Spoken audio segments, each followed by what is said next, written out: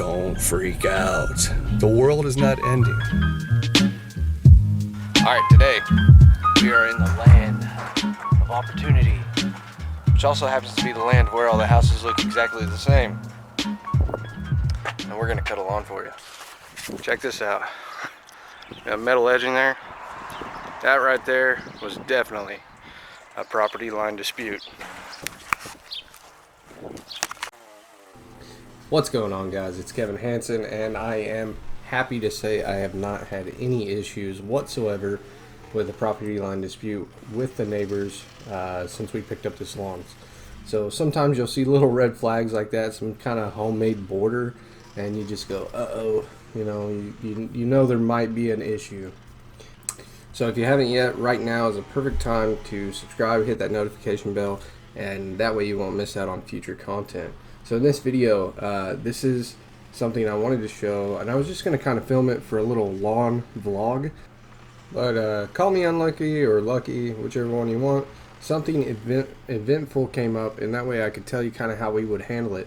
Somewhere along this lawn, I actually hit something, and my tires started going flat. So it's probably over here on the side of the house right here. And there's some metal edging over there and stuff from a flower bed that's there. What's a rock bed? And I'm assuming that's what I hit. But when I come back down here, you'll see my mower starting to lean. And this is about right here is where I started noticing it. So it was real quick. We lost a lot of pressure real fast.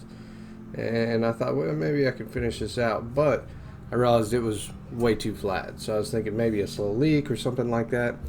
By the way, if you're further into the season, like right now we're cutting pretty short, and the grass wasn't fully green yet. This was probably about a month ago.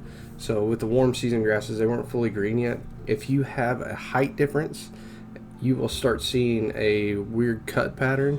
And the first indicator, if you do see a weird cut pattern where you have a height difference on one side compared to the other, and it'll kind of look like little, not necessarily mohawks in the lawn, but you'll see on the edge of the deck height, there's a significant height difference.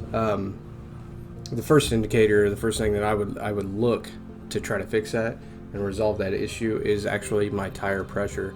So by checking your tire pressure, you can fix a lot of those little problems like that. The second indicator would be if my blades are dull. You know, sometimes you'll have stragglers or mohawks or stuff like that. And then the next one would be, I'd start looking at, is my spindle worn out? If there's some wobble in it, which normally you'll hear the rattling, you can feel the vibration. But if the spindles are messed up, you have issues there too. So what we're going to do is we're going to actually mow the rest of this yard with a weed eater. The total project start to finish from the time we rolled up to this was about 10 minutes. So it didn't really slow us down any. But normally the yard would take about maybe 5 or 6 minutes, so didn't slow us down much. Right here I'm going to take the weed eater from James, and we're going to start weed eating the yard. At this point he hadn't done that too much.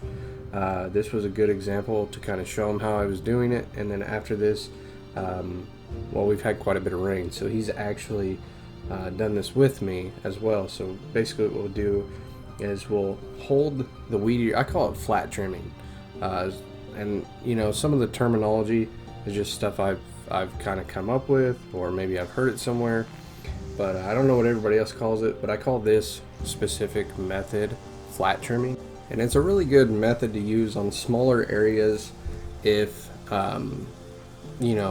say it's rained too much and the ground's too soft to put a mower on it, or if your mower goes down. It's just a good method to get the job done so you can keep progressing, with the day. Like in this scenario, this is a small residential lawn. It's, a one-off in this neighborhood. And when I go into this neighborhood, I want to knock it out and I want to be gone. So if something happens to the mower, I'm going to finish the job. And we're going to keep rolling. We're going to get to the next thing. We're going to fix the mower in between. So we actually have a plug kit that we keep in our truck. And I was able to plug the tire on the mower, and then we were able to go air it up at Quick Trip. But, without using a method like this, I might have to go get it fixed and then come back and mow it. And that would probably be the correct way to do it, but in reality, you can do this if the grass is not too tall, and no one will ever notice that it was not mowed without a mower, other than there won't be tire tracks. So if you're doing this and the yard's been like 2 weeks, a month, you know, something like that, you might have to go get your mower fixed, come back, and it is what it is. That's just my opinion. Like I said, I like using this method. Now, most of this backyard, I would say probably 3/4 of this backyard is actually rock. So it's not a whole lot of area. I have done this on larger lawns. I've actually done this on an acre property before. Not for the full acre, but I was finishing up probably about 12,000 square foot. I had a mower belt break in that particular situation, and I didn't have a spare belt. And again, it was one of those lawns that was kind of out of the way, and I did not want to have to come back for that. So the easiest solution, just knock it out with the Weedeater real quick. And even though it takes a little bit longer, it's not too bad. In that situation, I actually had 2 Weedeaters running, so it was me and another guy. But yeah, and you can kind of see in this swing here, if you're going real fast, you got to watch out. I do this slower than I used to, but I tend to get in my upper torso swinging real quick when I'm doing this for a real wide swath. And I will say the buckle on your knees, just from that twisting motion, is very, very hard on them. So I did notice some pain in my knees a couple of years ago when I did this a lot. And last year we had a lot of rain, and so I had to do this quite a bit last year. But I did take it slower and was trying to be aware of that.